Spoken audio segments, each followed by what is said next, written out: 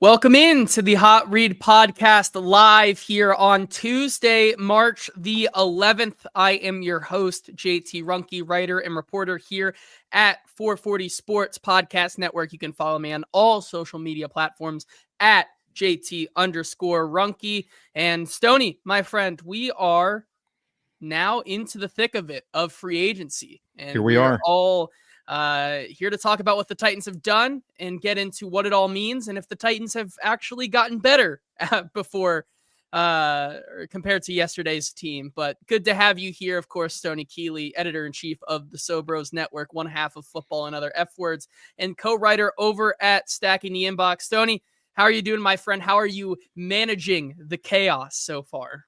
Pretty good. Staying on top of it as best as I can. I feel like it's been a long time since I first sat on this show. I believe it was October, the episode we did where you could see the soul leave my body when I just realized that this team was probably going to stink for 2024. We needed better players. And here we are. We have finally made it, folks. Get your drinks ready to a new player acquisition cycle. So I'm excited. There's something in this room that smells bad, and I can't figure out what it is. So that's kind of bumming me out a little bit. But otherwise, I'm ready to go, man. I'm ready to get this show on the road. Let's get some new blood in this organization. Yes, and a couple new faces, a couple of faces departing the Tennessee Titans. Excited to talk about all that and more today. Reminder, if you are joining us live over on Twitter or Facebook, do us a favor and head on over to the 440 Sports YouTube channel where you can join so many of you in the chat here today, like Jake, Alex, D. Good, Ed Henry. Good to see you all here. Jake says, I heard Stoney is not re-signing today. Sad day for 440 and Sinkers Beverages. Is that true, Stoney? Is the agents behind the scenes working on getting that extension? Are you asking for a trade? Is that what I'm hearing? No. It's common mistake. It came out today that fake Stoney was not going to be re-signed with the Tennessee Titans, but real Stoney is going to stay right here on 440. I don't know if you guys know this or not, but my first name is legally Stoney. That is literally my first name. It's not a stage name. None of that. I'm the real Stoney. So I'm fine. You guys are good. Appreciate your concern, but no, I'm sticking with it. I love to see it. Alex says bonjour. Ed says Stoney, I've got you. Jill in the chat here. Good to see you all today. Here's the thing, right? And of course, we have to, before I get on a diatribe, I want to thank our wonderful and amazing sponsors, ML Rose Craft Beer and Burgers and Sinkers Beverages, who sponsor the show, making it free to you every single week. We appreciate them. Check out ML Rose and Sinkers Beverages. More on them later. Here's the thing today, right? We've been talking about this player acquisition cycle for, quite some time. I feel like ever since week 8, we've been so much so that we've said it so much that we started making a drinking game out of it. Every time you said a player acquisition cycle or you said that phrase, you drank. And, of course, it's fun and whatnot. However, we have finally gotten here, right? We are here at this player acquisition cycle. And Zach, with some advice here in the chat for me, and maybe this is, I should heed it, but he says, don't say anything negative. If so, watch your back. My expectations were pretty low. I think they were set pretty low for what we should have expected in free agency. We've heard it all along, and there's still so much time in free agency to go, getting new talent in here to flesh out the roster, I should say. We've heard how they're going to be selective in free agency. It's not going to be this lucrative thing that Mike Borgonzi and Chad Brinker go through. It's not going to be how they build this team. They're going to build it through the draft. However, I came away from yesterday still just feeling so unsatisfied with the big splash signings that they made. And we're going to talk about those today. And like I said, I don't know, Stoney, we're only what? We're less than 48 hours into free agency. And so there's a lot of time. And I mean, listen, you could be a team like the Cowboys who have not made a signing at all. Like there are teams out there that are still doing worse than the Titans in terms of getting players in during this acquisition cycle. However, I can't help but feel underwhelmed and my expectations were very low. How have you seen this first 24 to 36 hours play out in your opinion? I have not been necessarily surprised that there haven't been a high volume of moves. I kind of felt like this regime from what they've been telling us for months now, I kind of felt like they would be the patient bunch, that they would go the prudent route. And so I'm not surprised that there's only been like two major signings for new players. Of course, they bring back Sebastian Joseph Day as well, Otis Reese, Keandre Coburn, Mike Brown, all coming back. Like that's all well and good, but it's what I have the issue with is just I think it's the dollar amount that is going to Dan Moore Jr., the time commitment, and I know like a 4-year contract is really just a 3-year contract and that sort of thing, but it just kind of feels like I look at the list of available options and I think there were better players out there, in my opinion, than you guys threw money at after saying you probably weren't going to just throw money at players. And I think that's for me what's been the rude awakening. Yeah, I think so as well. We're going to get to Dan Moore and Cody Barton and the other guys they've already resigned here in just a second, because I do want to get to the news that broke today about kind of something that shook the Titans Twitter fan landscape, I would say. And that is, of course, there was a report over over on Twitter today from Chris Thomason, I think is how you say his name. Okay. Thomason, one of those. I don't know. Something. Something like that, where he tweeted out, he works for the Denver Gazette, which, and the tweet said, Agent John Perla tells Denver Gazette that Titans won't tender ex-CSU punter Ryan Stonehouse, and he'll be an unrestricted free agent versus restricted. The lowest tenure for a restricted free agent is $3.263 million. John Perla said to the Denver Gazette as well, thanks to the Titans for the opportunity. We understand teams make difficult decisions and they're going to move on. Ryan Stonehouse followed that up. There was some confusion like, oh my God, is this the end of Ryan Stonehouse? Or, there was talk as well that this could potentially be same type of thing with what they did with NWI, where they did not tender him, let him walk. He chose the market, and then he comes back on that deal either a year or two ago. But no, it seems like Ryan Stonehouse's time is done. In a tweet, he said, "Thank you, Nashville. I'm so thankful for all my relationships I've made in Tennessee. They will stick with me for the rest of my life. I'm excited for what the future holds." I'm sure he's probably excited not to get blown up every single play by the Indianapolis Colts. That probably helps out there. But yeah, so it looks like the Titans will be creating another hole on their roster, looking for a new punter, looking for a kicker as well, and maybe looking for an entire new special teams unit. And listen, on the Ryan Stonehouse front, I get it, right? The out kicking of coverage is a major issue. I get it. The hang time was a question. It's something that many in the organization were frustrated with a guy like Ryan Stonehouse, right? And whether that is something that you've seen over his development the last 2.5, 3 years, and it just has not gotten better, is fair. Is it fair to say that coming off the injury also didn't help out that much either? Probably. However, there's fault to go around for everyone on special teams, from Ryan Stonehouse to Colt Anderson last year to the rest of the unit.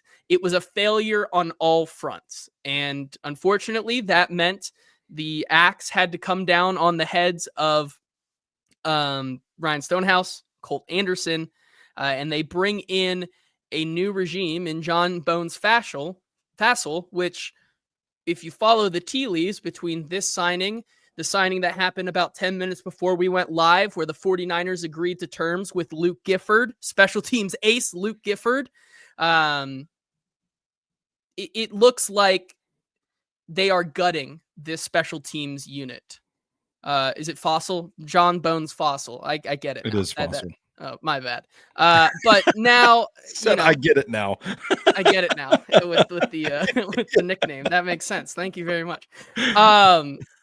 Yeah, if he wants to gut this special teams unit, that's fine. Yeah. However, we were talking this whole season and at the beginning of the offseason how many holes this team realistically needs to fill in free agency. And yet it looks like they're continuing to just make more and more holes in this roster. And so it looks like it looks like this team is yet going to go younger, going to go cheaper at some of these positions and try to churn the bottom of the barrel. And it looks like that they're going to go with John Bones Fossil to lead them in that direction. I see. I get I get why they're moving on from Ryan Stonehouse, right? Coach Will says, JT is a punter. You should never be noticed. You are the product you put on the field. However, I still do think that a lot of the blame goes to Colt Anderson, the people that this regime put around Ryan Stonehouse in terms of the ability to get down the field, and it didn't get better until about week 9 or 10 last year. Like there's failure on all fronts, and it looks like it's better to, instead of continue with Ryan Stonehouse, clean slate and bring in a new system with their new special teams coordinator. I'm sorry, I just heard something crash in my house, so Lord knows what the cat has gotten into.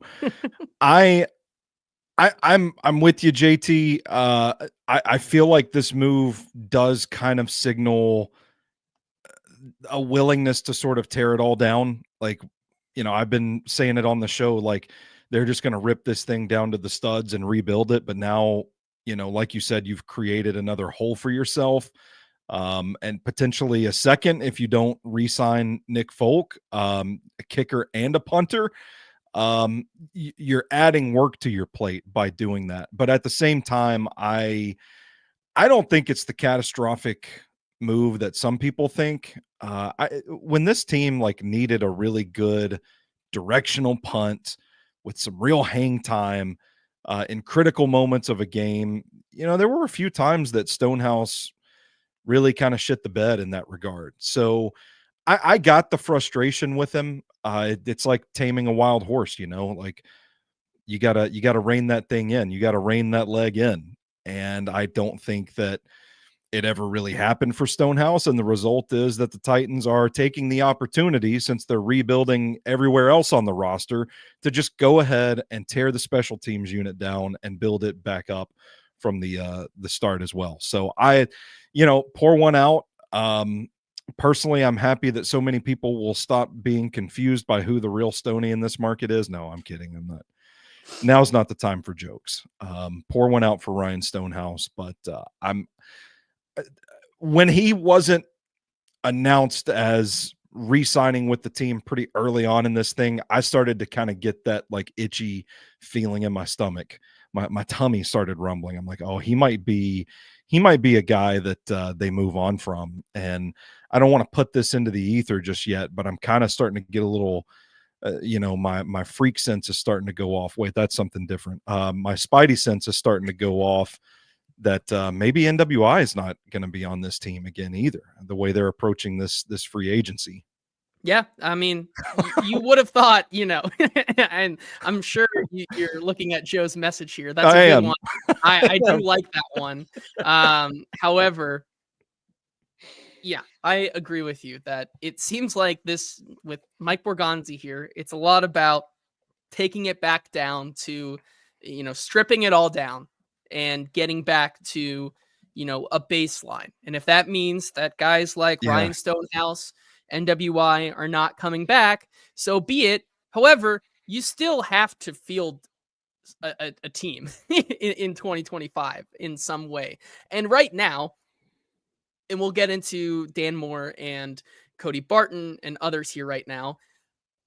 I don't know if I feel more confident that this team is in a better place. Like, let's say, and we can talk about this too, but my mind has continued to move in the direction that the pick will be Cam Ward. Like, and we've talked about it so much, but let's just say the first pick is Cam Ward, and you Yeah. have him on your team.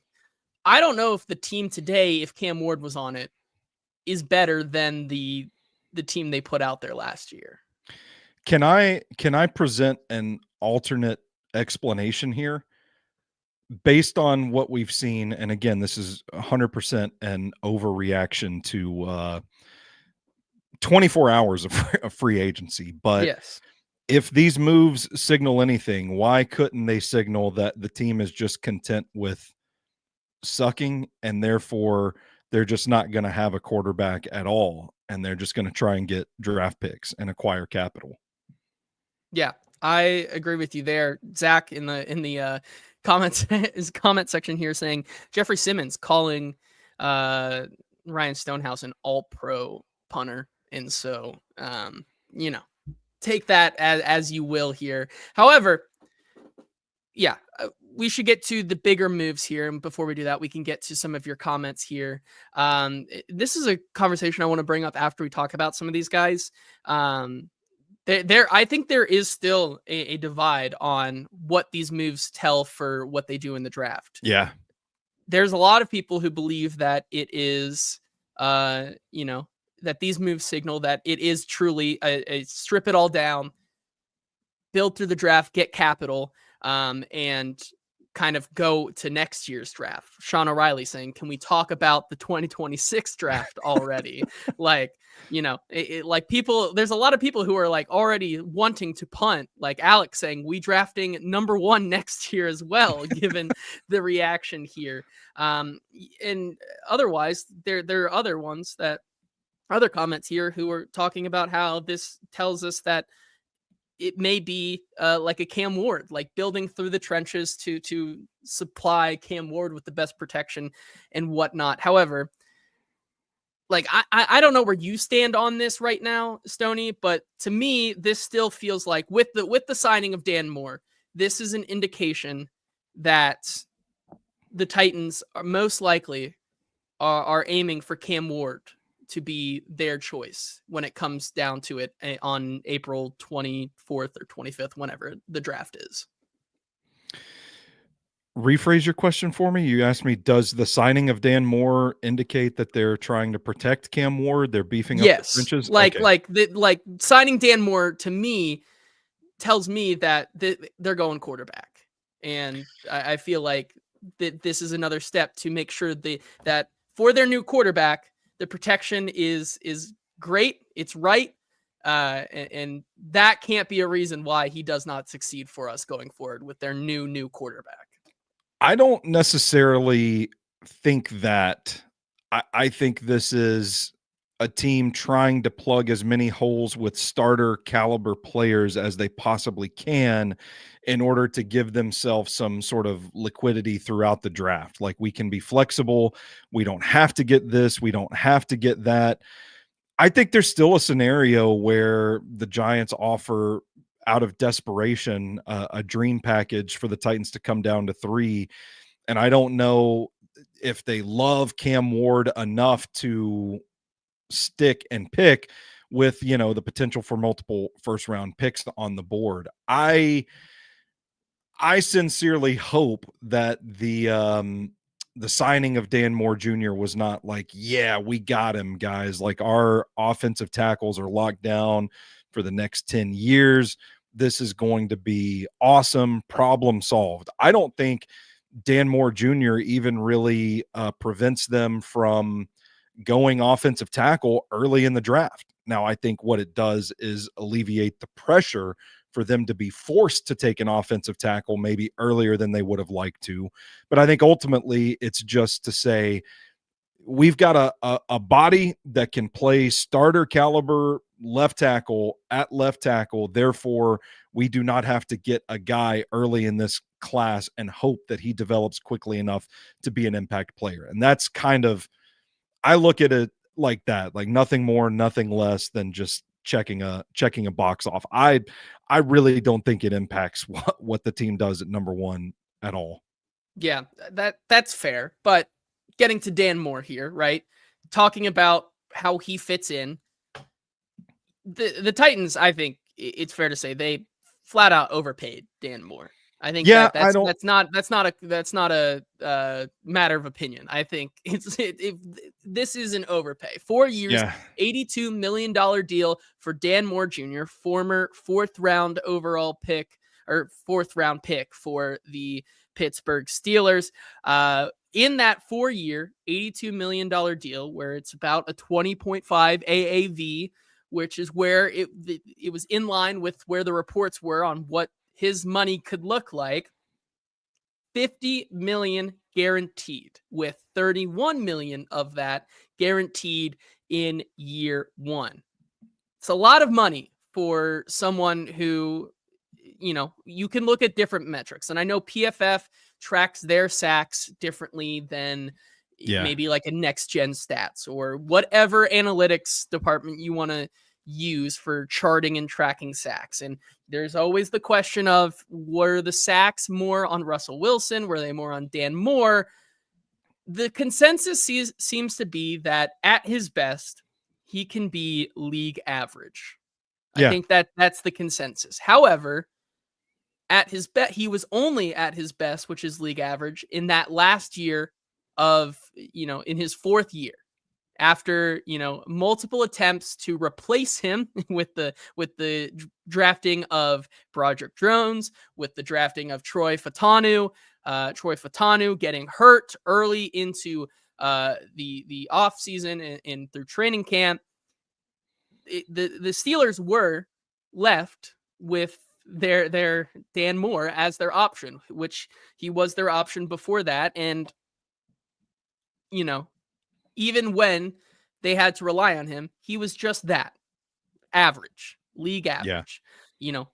He had over 1,100 snaps at left tackle. Via True Media, he had a 92.5% pass rush win rate. So, take that with a grain of salt. When you look at his run block win rate, 76.2%, which ranks 27th.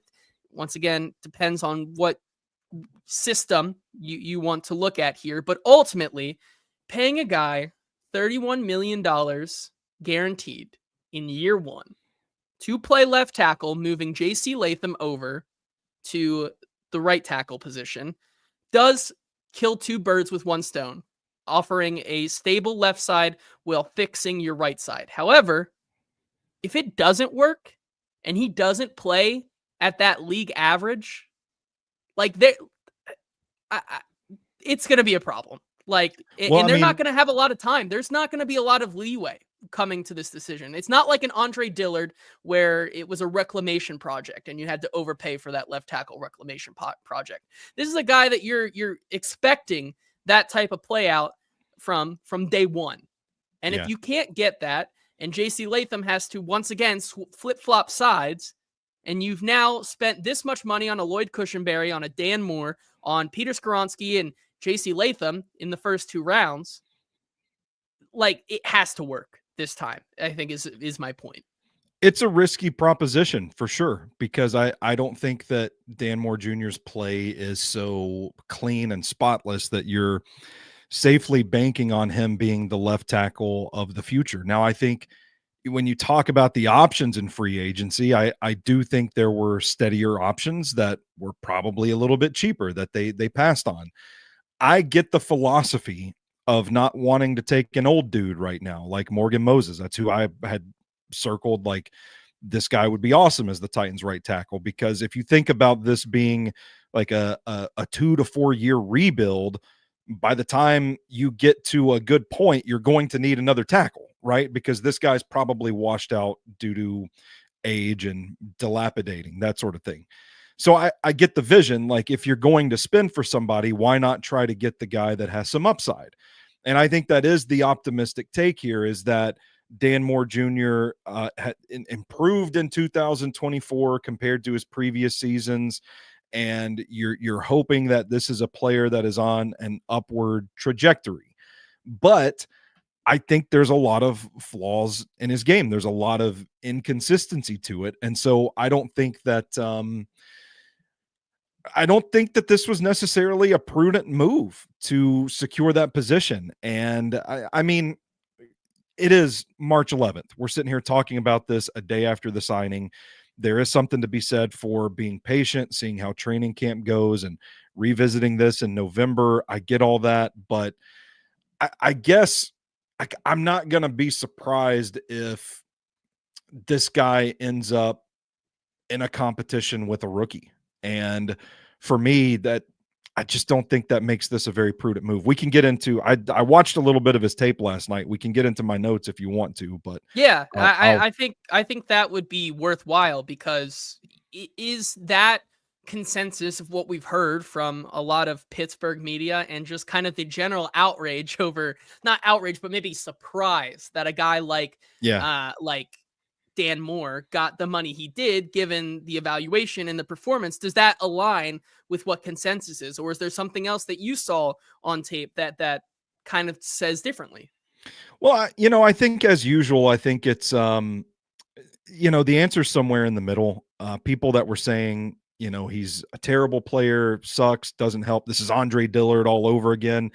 I don't think that's true. I was, after seeing the reaction, and specifically kind of like scrolling Twitter and seeing what Steelers fans had to say about Dan Moore Jr., was kind of like, oh, this guy must really stink. And then when I watched the tape, I was like, it's not so bad. Like, this guy really is league average for a starting left tackle.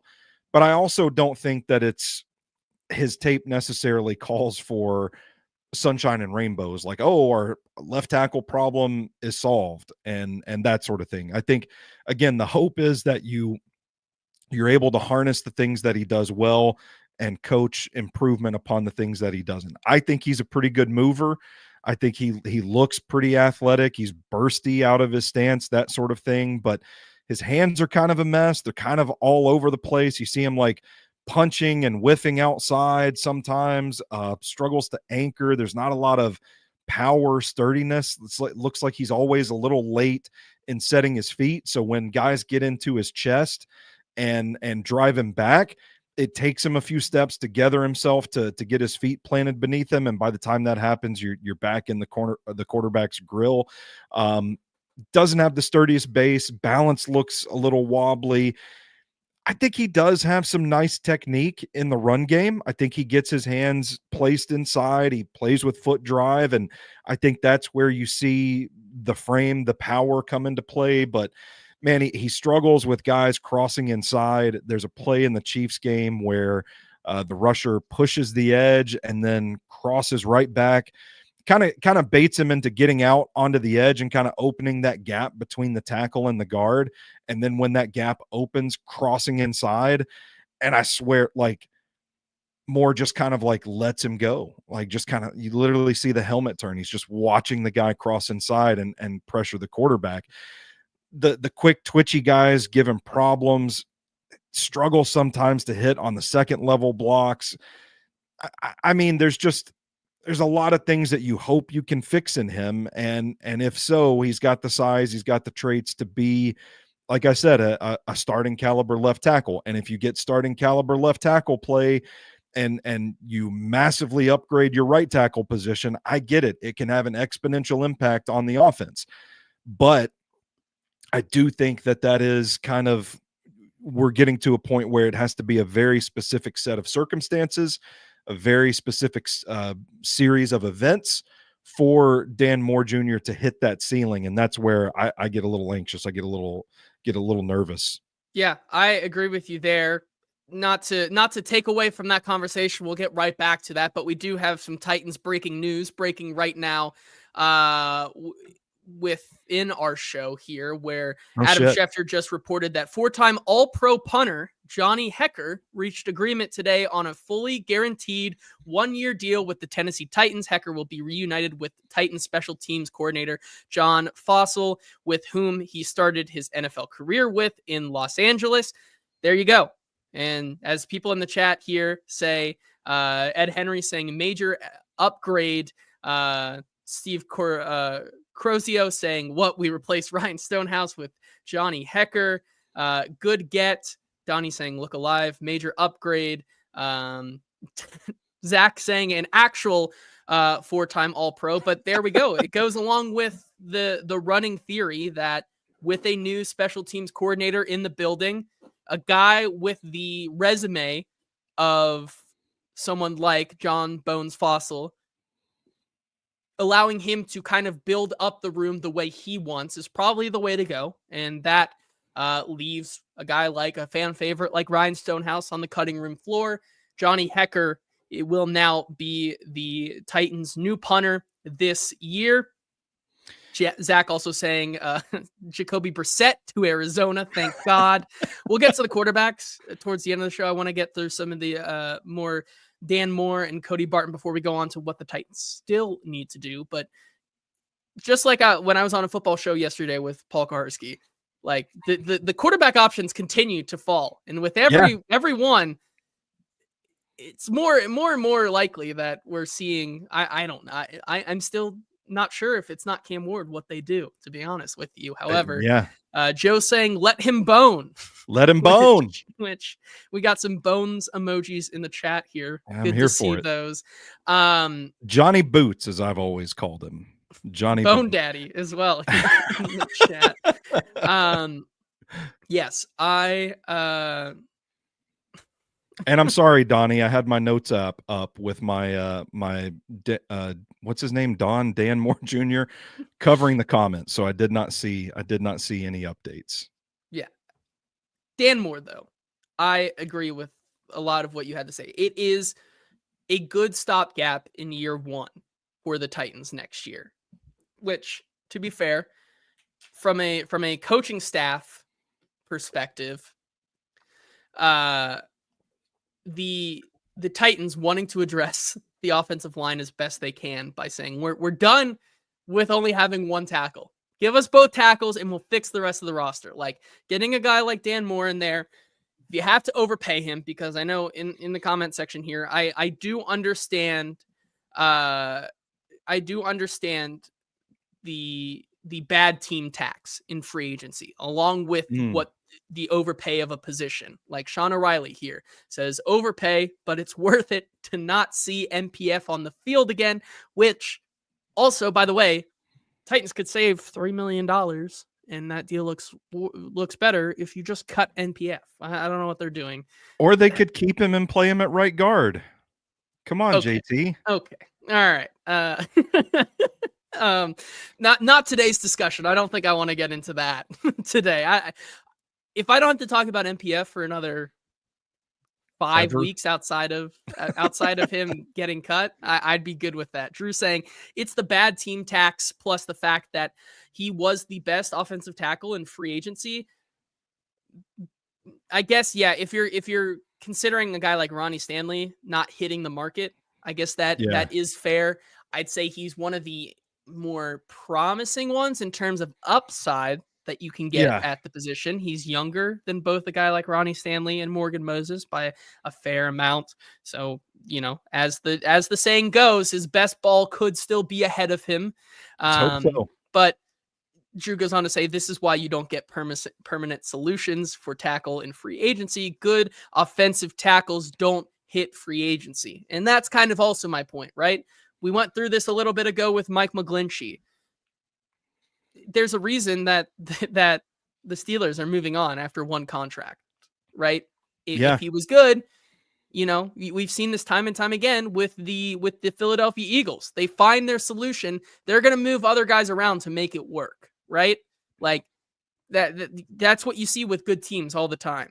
Mm-hmm. And this team in the Steelers, clearly, who have been trying to replace him for 2.5 years now with Broderick Jones and Troy Fatanu, obviously we're not going to pay him again. So he makes it to market, and he's the best of the mid, I guess is the best The way best of to the say mid. it. Yeah. Coach Will's also saying if Arden Key is winning spring reps again, then we should have a conversation. I Yeah. agree. Joe also saying every acquisition is a gamble, but is Dan Moore the NWI of tackles? Maybe. I mean, That listen, let's cross our fingers. Yeah, I think, if that ends up being it for a year, like, and you can get out of the contract later, if he is dependable, if he's fine, if we're not talking about the bookends every single week, I will consider it a win in my book, even though I do Yeah. think it is an overpay. Yeah. Eddie saying they paid top 10 money to a meh left tackle, name of the game of free agency, but it's not a fun contract to look at, which I agree with.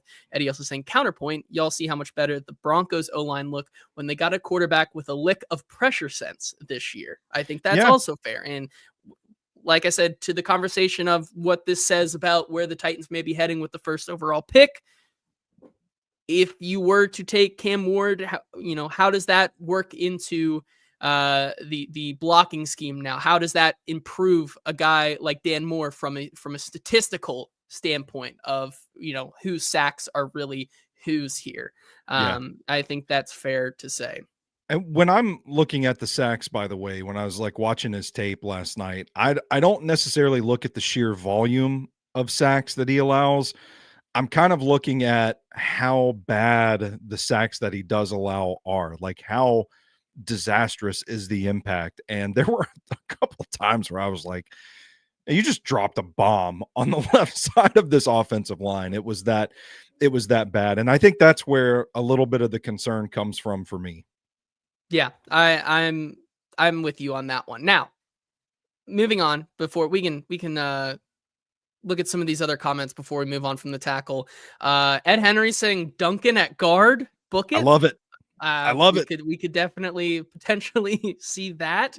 Joe saying let NPF be a swinger, which With the pineapple emojis too. yeah, If you know, you know. if you know, you Not that I know. know. There, not Not that that you I know, would but you're we're just not saying that for other I'm saying that for um other people. for Yeah. other people. That is true. Ed Henry saying Latham. This is another thing. Latham at right tackle over the dregs of humanity is a massive upgrade. Can't be overlooked. I agree. Once again, looking at it in a vacuum, we can talk about Dan Moore, but looking at it from a team building perspective, getting JC Latham to finally anchor that right side, something that and I've gone back and forth on the idea of how important it is now that JC Latham is a right tackle and they spent the 7th overall pick on a right tackle. I don't think it Mhm. really matters. That's where I kind of end up on it.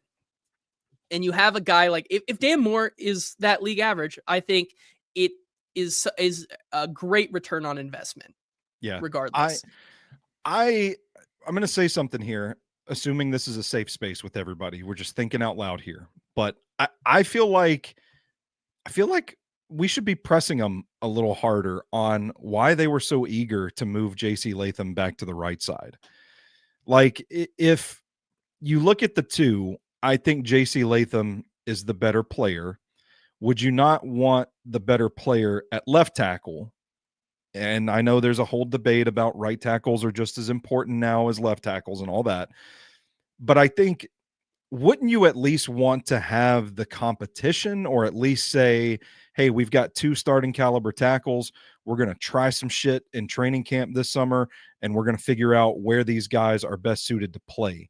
But the fact that one, Paul Kaharski quickly reported yesterday that the intention was indeed to move JC Latham to right tackle. And then I think it was back at the combine, maybe the Senior Bowl, when Brian Callahan said that he was open to the idea of moving JC Latham back to the right side. I'm not insinuating that they think they made a mistake in drafting JC Latham, but I am starting to wonder what their true opinion of JC Latham's rookie season was, because I mean, just automatically kicking him back across the line after you were pretty gung ho about him being the left tackle after you drafted him, for a guy that looks like an average at best starter in the league at left tackle seems a little suspect to me. That's all I'm pointing out. I think he'll be fine. like, I think all of that to say, I think he's going to be fine because like Coach Will says here in the chat, his versatility is one of his like best aspects of his game. And he's Yeah. going back to a place where in the grand scheme of things over the last 4 to 5 years, he's played more right tackle than he has left tackle.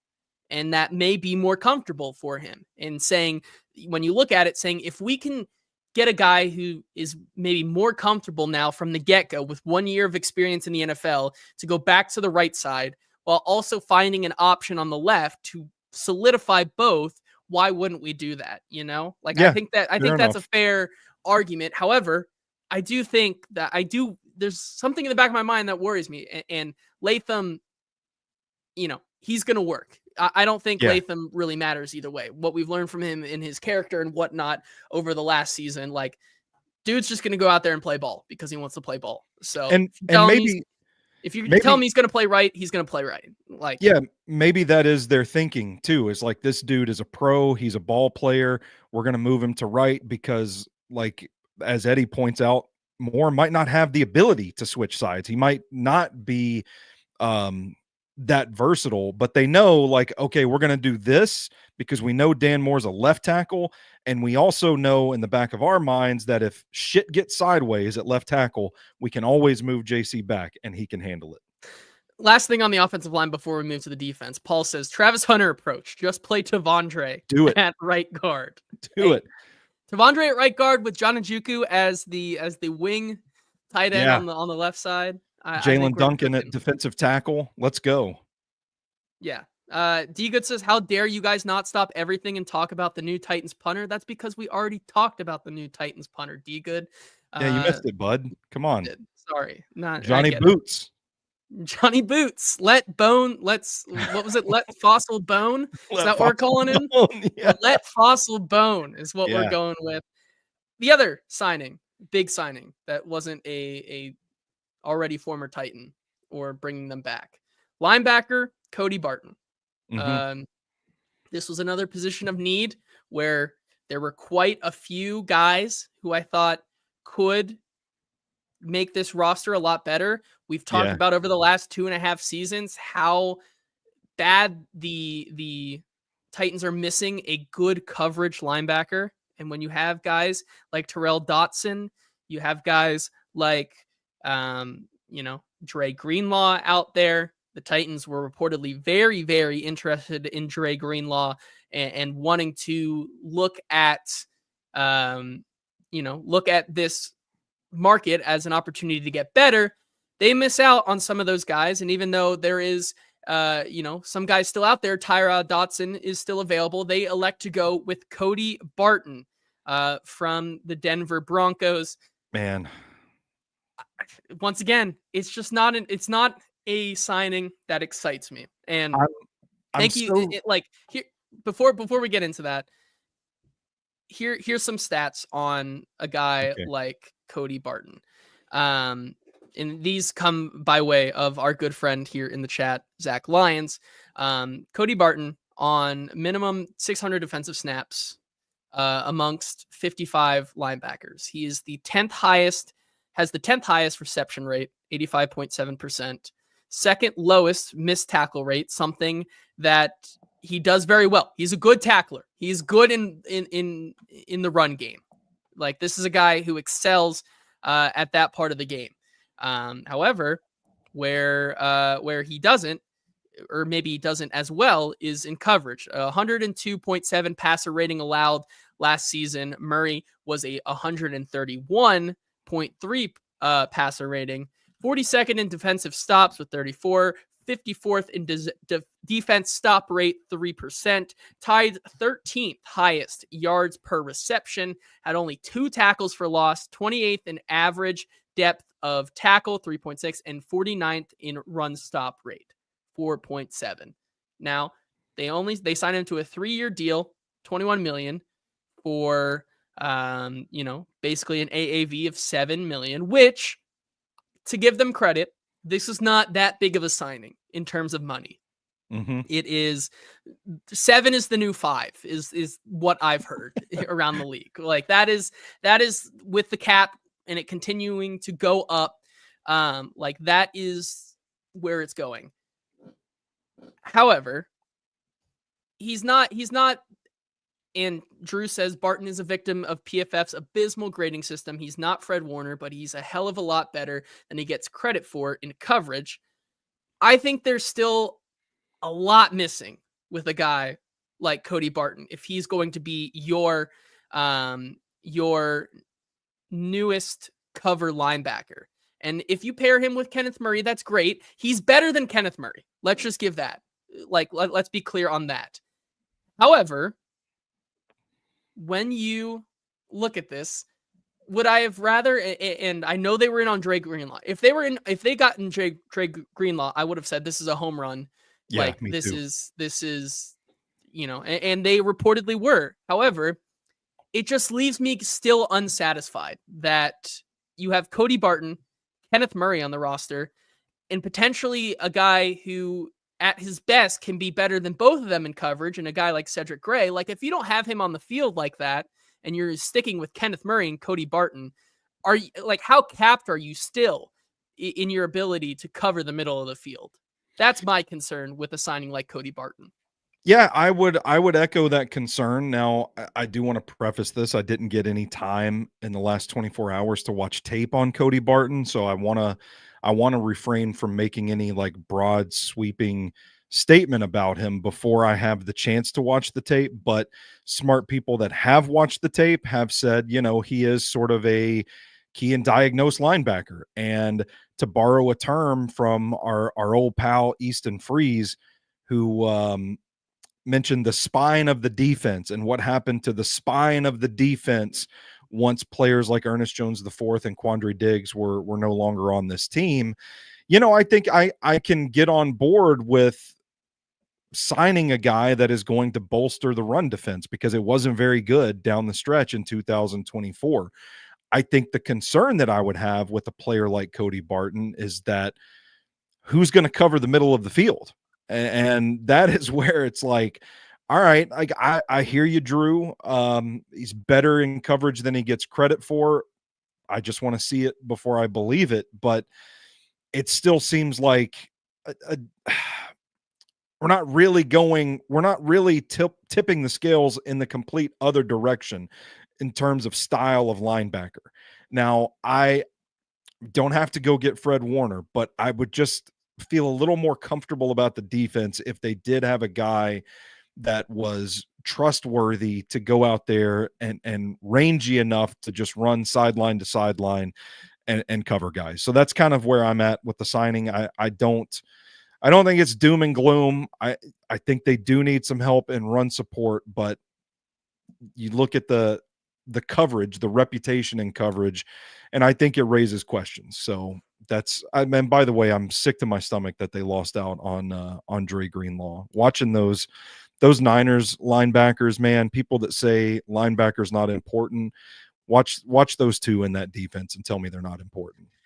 And it very well might have been to the effect where David Brown says, of course, Greenlaw didn't play all last year, wanted a lot of Yeah, money. He gets what, 4 to 5 million more. Like you get $4 to $5 million more for Dre Greenlaw. He doesn't fit the Titans' timeline of a rebuild.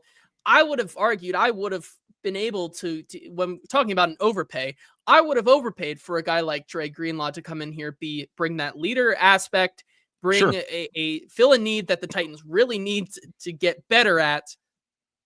But unfortunately, they're kind of handicapped because there still is an $8 million Kenneth Murray on the roster. And you can't really put $20 million worth like towards linebackers Yeah, on your team. That's just not fair how enough. it's going to work. And so if this is the best they can do, I think it's an improvement.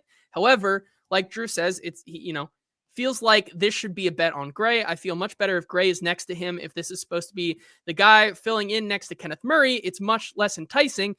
I don't see personally how you're paying Kenneth Murray $8 million this year to not be on the field for the majority of the time, Yeah. which is why, when looking at the things that Kenneth Murray and a guy like Cody Barton do, it's a lot. It's pretty similar. Like there are similarities there. How much are you capped once again by having those two as your middle linebackers? JT, are you hearing any rumblings about the status of Kenneth Murray? Because I know we've talked about him like as a popular, like potential cut candidate, maybe cap savings, cap casualty, that sort of thing. I mean, is the opportunity still open for him to be off this team and for them to keep shuffling that linebacker room, you think? I think it depends. I've not heard too much on their opinion of Kenneth Murray Yeah. recently. I like I said, either way. However, if we get into next season here, like he still very much could be released. And, you know, with having about 40-ish, maybe 35, 40-ish $40 still in cap, how much does that really affect? Do they need to cut him to be a cap casualty? I think our time is past that, for them to, and once again, you're paying him $8 million this year. You're probably only going to save about 3, 4-ish $4 million of that Yeah. in cap saving. And Joe says, replace him with who? It's not replacing him. It's, if you want a good coverage linebacker while still complementing that coverage with someone who stops the running and can be that thumper in the back, in the middle of the secondary there in terms of linebackers, having a guy like Cody Barton, Cedric Gray could potentially step up if that's who they think he can be. If that's not, and that's probably why they're keeping Kenneth Murray, because Cedric Gray still has a long way to go in his development. If it is Cody Barton and it is Kenneth Murray, like I think we're still there with like having those two as your guys. However, your ceiling is still your ceiling is still capped, I think, with a Cody Barton. Yeah, for sure. I was just curious because we're kind of going through the iterations of how they could combine these guys and all the different permutations of this linebacker room, and I'm like, well, I wonder if that option is just still on the table for them. Yeah, David Brown says post June 1st and carry over the cap savings into 2026, I think is could be possible. Real quick before we get to a couple other things, because I know we're coming up on the hour mark, yapping away. Good conversation to have with you all today. Appreciate you guys all being here. Other Titans that have been signed: Morgan Cox, Darrell Baker Jr., Mike Brown, Andrew Rupsich, and Sebastian Joseph Day. I'm glad they brought back Joseph Day. I think that's someone they needed to. Me too. I think that depth is important there. Mike Brown is fine for a depth. I thought he played well last season. Darrell Baker, same way. Morgan Cox, death taxes, and Morgan Cox back on a 1-year deal. Andrew Rupsich is an interesting one, but I think it's fine for re-signing for depth. They're all depth signings, but I think those are solid ones. Specifically Darrell Baker Jr. and Mike Brown and Sebastian Joseph Day. I think those three are good depth, which does we're gonna have to regulate some of these sayings now with Team Ramrod here in the chat. I don't know where the line is that for the 440 Sports Podcast Network, and I know someone called us the bad boys of sports podcasting, but I don't know. Is there may be a line for us as well? I mean, your thoughts on those signings that the Titans are bringing back, those 5 guys in particular. Yeah, I'm fine with it. I think Darrell Baker Jr. is a fine depth piece. I think he showed up in critical moments and performed admirably for a guy that you want to be like your 5th or 6th cornerback in the rotation, that you need him certain spots to come in and fill in for an injury. I thought he played pretty well. I've still got a clip from the Minnesota game where he goes one-on-one with Justin Jefferson and keeps him from scoring a touchdown. Like, there's some good stuff on Darrell Baker Jr.'s tape that I'm hyped for. Mike Brown was a really good depth piece. Guy that you can still develop, maybe has some upside. I think he's also a key contributor on special teams as well. So that helps out that unit as well. Improving the bone zone is obviously a top priority. And then Sebastian Joseph Day.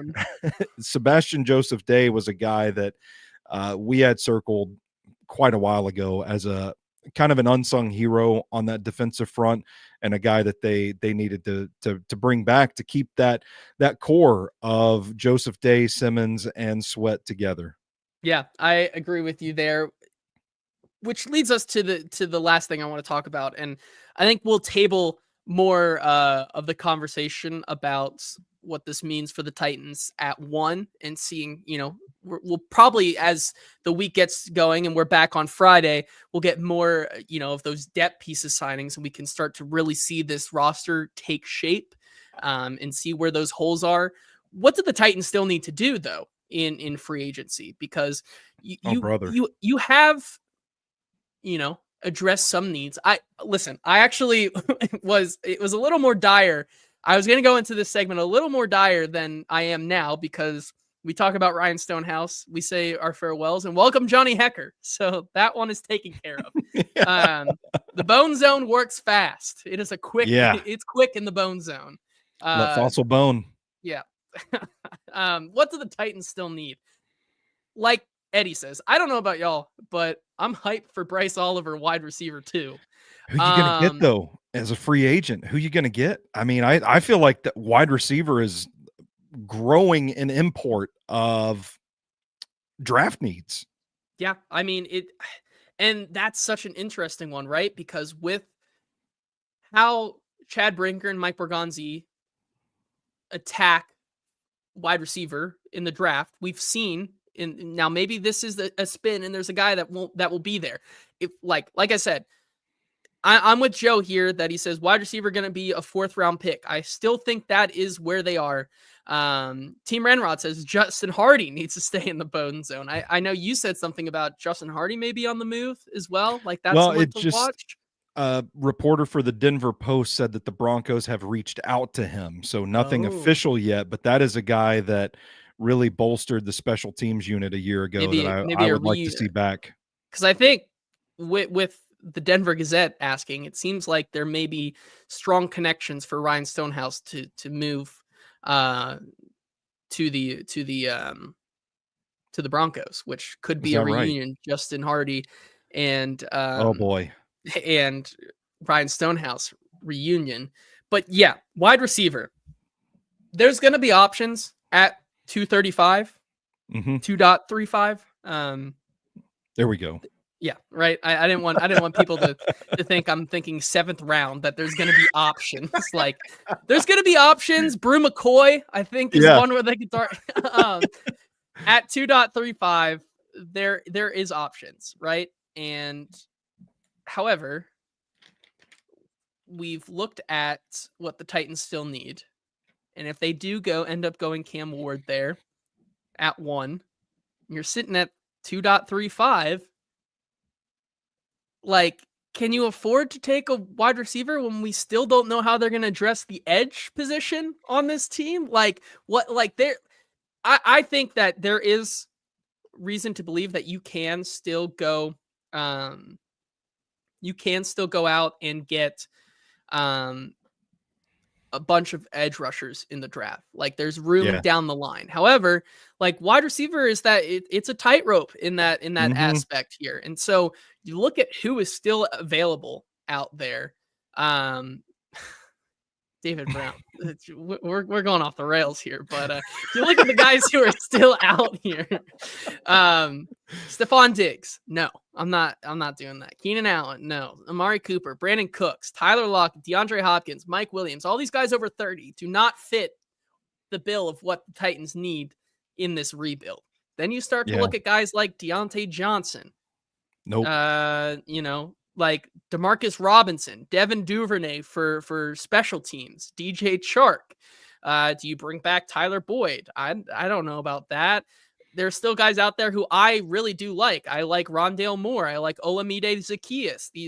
These Noah Brown even out there. These role playing type of wide receivers who I think, because they have not been signed yet, I don't think it's the end of the world. These are guys who you don't expect to sign on day one. So, but like some of the guys that I thought could have been impact players and could have helped this rebuild along, like a Josh Palmer.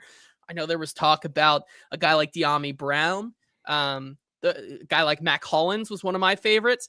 These are guys who are who have moved on and have already found new homes. So it's interesting how they attack this wide receiver market, because as of right now, like like if you add like just one receiver or two receivers in the draft, I still don't think you can go into a year with Calvin Ridley, two rookies, Bryce Oliver and Traylon Burks. Like Yeah, I don't think you can do oh that boy. because Colton Dow as well, Jaquan, you can't do that. You need to bring in someone with veteran NFL experience, and I don't know where that's going to come from. Yeah, I really don't either. Drew brings up Elijah Moore, an intriguing slot option. Uh, yeah, I mean, there are some guys, Noah Brown. I know our buddy Zach is big on Greg Dortch as well. I I'd mean, love to there's get Dortched in the bone zone, that's for sure. there we go. It's by the way, I a quick aside. The chat has ruined my brain so much that I see our friend Paul drop in with "Gotta go Edge," and I don't know if he's talking about edge rusher or not. I don't know what the chat's on today. I digress. I don't know that any of these man, I don't know that any of these free agent options are like you want an experienced guy, but like what are these guys going to cost and like what's the real impact they can have on the passing attack? I think is how you look at this. And I don't know. One more name I'd throw out there. I know he got his brain scrambled on the field last season, but Grant DeBose is still out there on my hidden gems list from a couple years ago in the draft. I don't think he even made $800,000 for the Dolphins last year. And you know what? Call him up, find upside wherever you can. Yeah, which leads us to then the other most likely pick at 2.35, edge. What do they do there? Obviously, under contract right now, they have Arden Key and they have Jalen Harrell. Jalen I mean, Harrell season, baby. that's pretty much it. Do they need to bring in do they need to look into this veteran edge market and find someone? I think Yeah, they would do well to bring one in. Azeez Ojulari is someone who's out there who I think they could absolutely. still potentially look at. I think if they weren't interested in the veteran market of a Hassan Reddick, of a Chase Young, Josh Sweat, I don't think that means they'd be interested in a Von Miller or Joey Bosa or Matt Sure. Judon or one of those guys. The one older guy who I think could, if he wanted to play on a team friendly deal, Zadarius Smith is a guy who I think Mhm. is an interesting look. Given that the Lions want to get younger, he's a guy who you could bring in as a rotational piece. But ultimately, if it is Cam Ward at one, like I find it hard that they do not end up wanting to go edge at 2.35. And so how they address those is very interesting. Which is there any guys before we move on to the quarterback and get out of here after that you Yeah, want I to mean, bring up? I like Azeez Ojulari a lot. He's been a name that's been high on my list as kind of the best of both worlds. Probably not going to break the bank. Good value. Definitely has some injury concerns. I won't dispute that, but has a lot of speed as a pass rusher when he's healthy. Has Joseph Osai landed anywhere? I haven't. I've been kind of out of the game a little bit today, displaced with the day job, so I haven't seen his name pop up. But he's another guy, speedy pass Yeah, he rusher. went back to the Bengals. Did he? And then I haven't heard any word on Joe Tryon Choyinka either. And I know like he hasn't really been productive like at all since some early flashes as a rookie, but he's long, he's got the physical traits. I kind of circle his name because he played in a Todd Bowles defense, just kind of, modeled. Is he the Buccaneer? Yeah, the Buccaneer. I think he went back. I think he Oh, great. just went back to the I'm Buccaneers. just spewing old information here on the show Listen, live on. I had the same because I went into a football show yesterday and I was there for an hour and like the Sam Darnold news dropped, the Justin Field news dropped, and I come out of it and I was or signed with Cleveland, I guess, with the Browns. Damn. I came out of a football show yesterday and I was like, I really would like, it'd be interesting to see the Titans target Diami Brown. And everybody's like, Diami Brown signed already. I'm like, guys, I've been out of the loop. Yeah, Like, it's a whirlwind. it Give me some sucks. credit. Yeah, I think they have to sign one. And then what they do with the quarterback is interesting Oh, because the brother. options are it's getting dire. Let's just say that, right? And so you look at who is still out there. Jacoby Brissett signing with the Arizona Cardinals. You're Mhm. looking at the reports that Mason Rudolph, the Titans are interested in bringing him back. Does he really want to Ooh, be back? I've heard conflicting reports there on what that is. However, like we're at the point where Richard's saying retention pond Levis may actually be battling for the starting job if it is not Cam Ward, because right now, like you're down to a room that even if you do take Cam Ward, you're down to a room of Cam Ward, Will Levis, and one of Jameis Winston, Mac Jones, Mason Rudolph, Taylor Heineke, Drew Lock. That is what you're doing. And like we've seen some like backup guys come off the board. Nick Mullins goes to the Jaguars, Josh Dobbs to the Patriots, Daniel Jones ends up in Indianapolis, Zach Wilson to Miami. Like it's getting dire. Like here's the wild card in the whole thing, JT. The Titans trade for Anthony Richardson. That they're talking about Richardson might be on the trade block. Bring in Anthony Richardson and have a room of Anthony Richardson, Will Levis, and Cam Ward. Oh man, I'm just joking, God. chat. I'm just joking before the chat blows up. If you had to ask me, like, what I would want, like, if you're bringing back Mason Rudolph at this point, like, man. is it even worth it to take Cam Ward? I'm on the train now that probably is Cam Ward at 1, but like at that point, just like if you're bringing back Mason Rudolph and that's your room, like if Cam Ward goes down, you're just in the same spot that you already were, so you might as well just thug it out for one more year and then and then get the quarterback next year. But those three are the most interesting ones to me. And then what they do at guard, I think they're going to find a guard in this market. That's one that it was very high. The guard market was very lucrative. It's cooled down. I don't think it's a dire need right now. I mean, hell, we saw Sadiq Charles get signed like a month later than when free agency started, and then he ended up saying, I don't want to play football anymore. So maybe it's better to wait, I guess, to find your replacement at guard. However, wide receiver, edge, and quarterback are now where they need to turn their attention to, and I think we will see them supplement with depth this week. It's just a matter of who at this point and for what the price is. And they still have money. Joe brings up, I don't think Russell Wilson will be, I think Russell Wilson and Aaron Rodgers, those two are going to the Giants and to the Steelers. It just depends on which goes where, I think is where they are.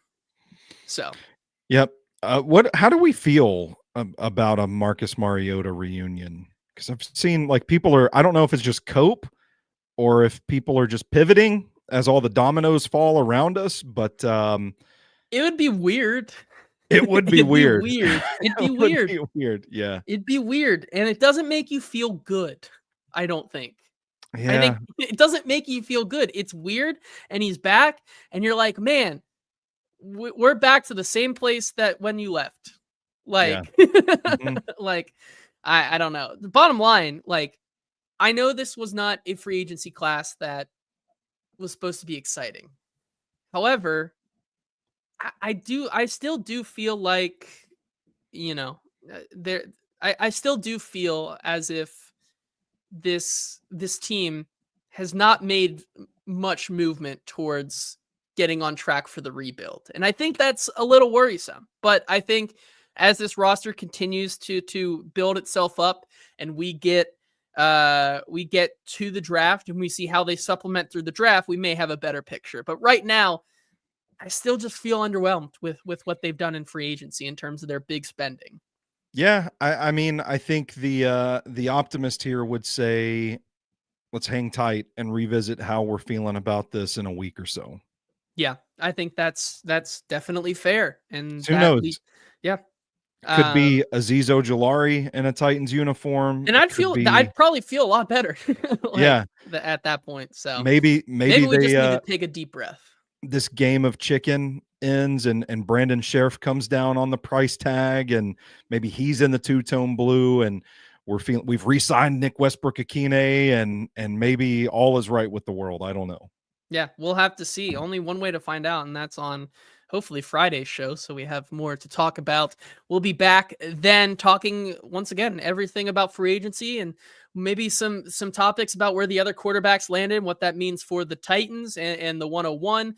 Thank you to ML Rose Craft Beer and Burgers, 7 wonderful locations in the greater Nashville area. Might head out to ML Rose. I'm going to see Mickey 17 tonight, Stoney, but Ooh, may loved make a stop at ML Rose before that. Sinkers Beverages as well. Shop Sinkers at www.sinkersbeverages.com. 4-time liquor store, best in Nashville liquor store of the year. Check them out.